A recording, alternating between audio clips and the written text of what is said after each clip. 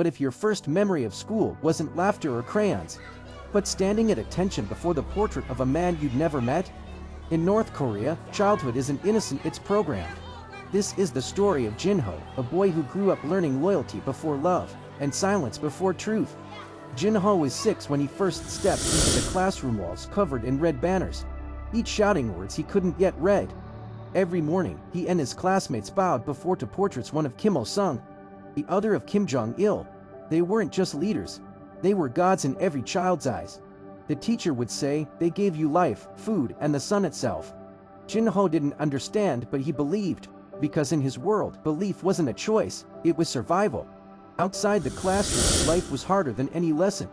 His father worked in a factory that hadn't produced anything in years, while his mother walked miles each day just to find corn powder to make a thin soup. Sometimes they boiled grass pretending it was vegetables. At night, the electricity went out. The darkness was endless, broken only by the sound of the wind and his mother whispering prayers to a god she wasn't allowed to mention. Jin-ho would ask, "Mama, when will we have meet again?"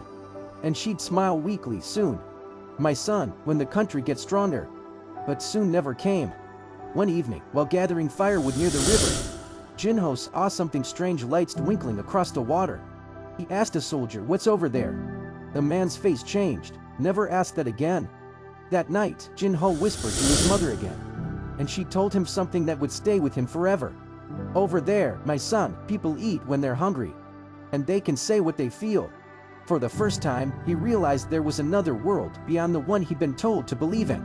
From then on, every lie in the classroom, every propaganda poster, every fake smile from the officials began to feel heavier. He didn't understand politics. He only understood hunger and truth. When he turned 10, Jin-ho received a red scarf, a symbol that he was now a child of the revolution. But that same night, he watched his mother give her last piece of bread to his younger sister she didn't eat. And in that moment, Jin-ho realized something deep: the only revolution his family wanted was freedom.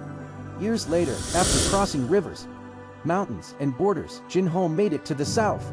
He found color, food, laughter, things he never knew existed. Yet sometimes, he still dreams of that dark classroom, of his mother's voice whispering, "Don't ever stop hoping."